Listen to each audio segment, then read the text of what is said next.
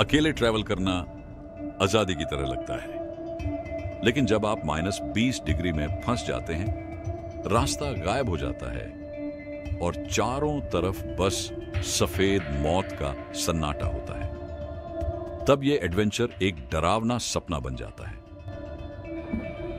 मैं आपको अपने अब तक के 4 सबसे खतरनाक ट्रैवल एक्सपीरियंस बताने वाला हूं। वो पल जब लगा कि शायद मैं जिंदा ना बचूं, लेकिन फिर भी मैंने हार नहीं मानी।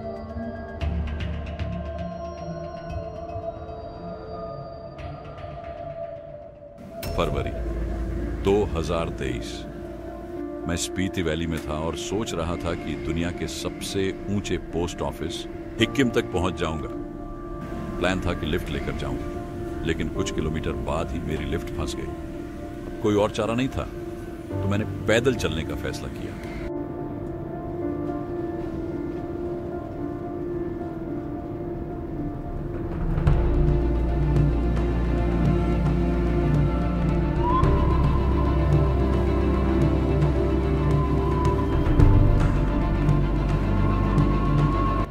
किसी तरह मैं हिक्किम पहुंचा और वहीं रुक गया, लेकिन अगले दिन जब मैं वापस निकलने लगा, होमस्टे के मालिक ने साफ मना कर दिया, बाहर तूफान है, मत जाओ। पर मैंने सोचा कुछ नहीं होगा और चल पड़ा। और फिर कुछ ही मिनटों में मेरी सबसे बड़ी गलती सामने थी। हर तरफ बस सफेद बर्फ, हवा, ठंड। मैं रास्ता तक नहीं देख सकता था। तो अब मैं कर रहा हूँ एक काम जो मतलब खतरनाक है, पर अगर ध्यान से करो तो मतलब हो सकता है। ये ऊपर सड़क है और मैं यहाँ से फिसलता फिसलता नीचे जा रहा हूँ दूसरी सड़क में, क्योंकि आगे से मेरे को बहुत 1 लाख किलोमीटर कटना पड़ता और सड़क वो यहीं है नीचे। तो मैं अगर आराम से फिसलते फिसलते जाऊँ तो मैं पहुँच जाऊँगा। ओके भाई। तो ये ढलान मेरे को दिख नहीं रही कितनी लंबी है, पर मैंने गूगल मैप पे ट्राई किया, मतलब ये सीधे ढलान है, बीच में इसमें कोई भी पत्थर नहीं है। तो मैं वहाँ से आया हूँ ऊपर से, तुम्हारे को ढंग से दिख नहीं रहा होगा, पर वहाँ से आया हूँ और मैं फिसलते फिसलते वहाँ जाऊँगा नीचे। -18 डिग्री सेल्सियस की ठंड में अगर मैं रुका तो शायद दोबारा चल नहीं पाऊंगा, लेकिन उस दिन मुझे डर नहीं लगा। कुछ तो था जो मुझे चलते रहने के लिए मजबूर कर रहा था। दिसंबर की शुरुआत थी और मैं एक बार फिर स्पीति वैली में था, लेकिन इस बार सफर पहले से कहीं ज्यादा खतरनाक होने वाला था। मैंने फैसला किया कि मैं किब्बर वैली के बीचों बीच, जहां दूर दूर तक कोई नहीं था, अकेले एक रात गुजारूंगा। यहां सिर्फ बर्फ थी, सन्नाटा था और -30 डिग्री की जानलेवा ठंड थी। लेकिन असली समस्या यह थी कि मैंने इस एक्सपीरियंस के लिए कोई सही तैयारी नहीं की थी। मेरे पास कोई प्रोफेशनल गियर नहीं था, बस एक नॉर्मल टेंट, एक पतली सी ब्लैंकेट और एक साधारण मैट। मुझे लगा था कि मैं ये सब झेल लूंगा, लेकिन जैसे ही सूरज ढलने लगा, ठंड अपने असली रूप में आने लगी। हवा के झोंके सीधे हड्डियों में उतर रहे थे, मेरी सांसें भारी हो रही थीं और हाथ इतने ठंडे पड़ चुके थे कि उंगलियां हिलाना मुश्किल हो गया था। लेकिन सबसे खतरनाक था अंधेरा।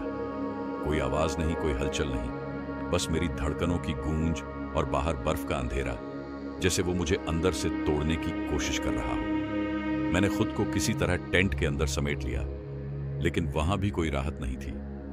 टेंट के अंदर इतनी ठंड थी कि सांस लेते ही भाप हवा में जमने लगी। मेरे पास आग जलाने का कोई इंतजाम नहीं था। मेरा पानी पूरी तरह बर्फ बन चुका था और मेरा पावर बैंक और माइक्रोफोन ठंड के कारण काम करना बंद कर चुके थे।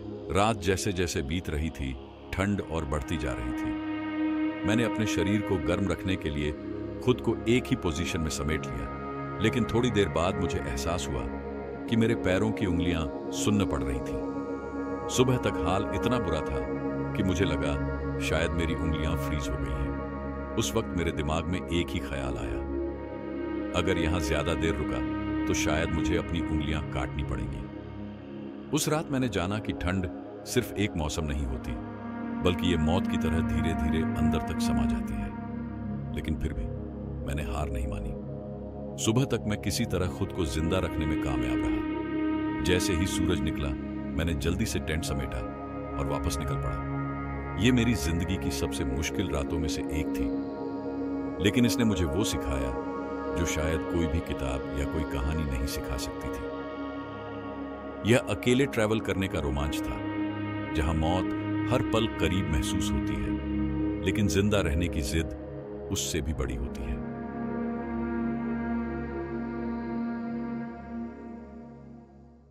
रूपकुंड झील, एक रहस्यमयी और डरावनी यात्रा।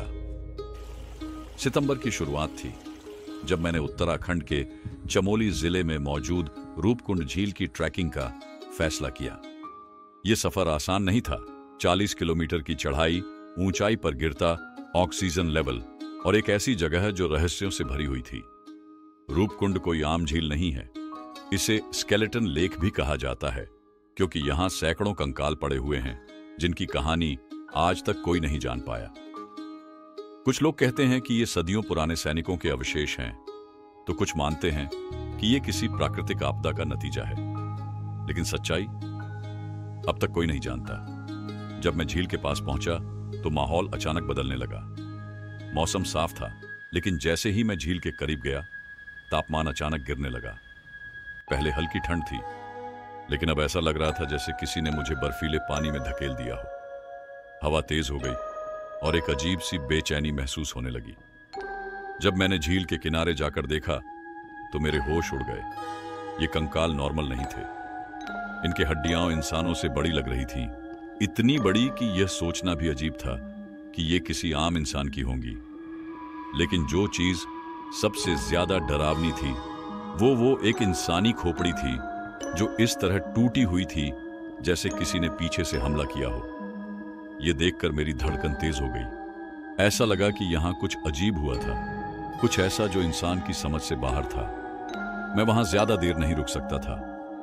उस जगह पर एक अजीब सी निगेटिव एनर्जी महसूस हो रही थी। ऐसा लग रहा था जैसे कोई मुझे देख रहा हो। लेकिन जब मैं पीछे मुड़कर देखता तो वहां कुछ नहीं था।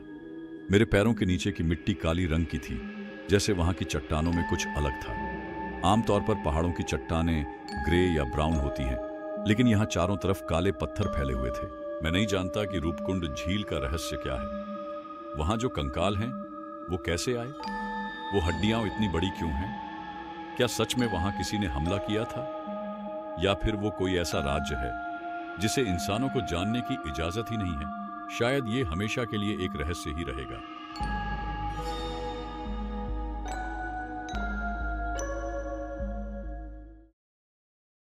लद्दाख पहुंचना अपने आप में एक बड़ी चुनौती थी।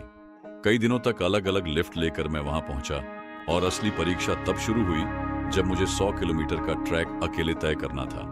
इस ट्रैक में कोई नेटवर्क नहीं था, कोई मदद नहीं थी और रास्ते बेहद खतरनाक थे।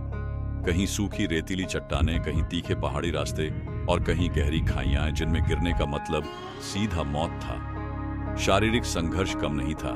मेरा बैकपैक बहुत भारी था और सूरज की इतनी तेज धूप थी कि मेरी त्वचा जलने लगी थी। हर कुछ किलोमीटर के बाद थकान हावी हो रही थी, लेकिन मुझे पता था कि अगर मैं यहां रुक गया तो यह सफर अधूरा रह जाएगा। लेकिन इस पूरे ट्रैक का सबसे डरावना अनुभव पहले ही दिन हुआ। चलते चलते मुझे एक खाली टेंट मिला। यह चैंगपा नोमैड्स का टेंट था, लेकिन उस वक्त वहां कोई नहीं था। अंदर कुछ कंबल रखे थे, तो मैंने सोचा कि रात बिताने के लिए यह एक सही जगह हो सकती है।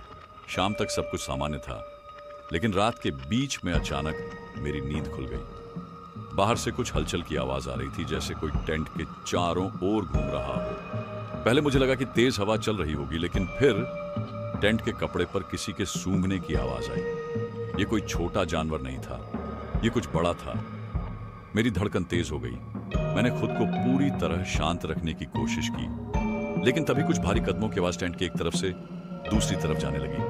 अब डर अपने चरम पर था। अगर वो जानवर टेंट के अंदर आ गया तो मेरे पास बचने का कोई रास्ता नहीं था। कुछ देर तक मैं सांस रोककर पड़ा रहा, फिर धीरे धीरे आवाजें कम हो गईं और सुबह होने तक मैं सो नहीं सका। जैसे ही सूरज निकला, मैंने बिना देर किए अपना सामान पैक किया और वहां से निकल गया। अगले कुछ दिनों तक यह ट्रैक थकावट और संघर्ष से भरा रहा।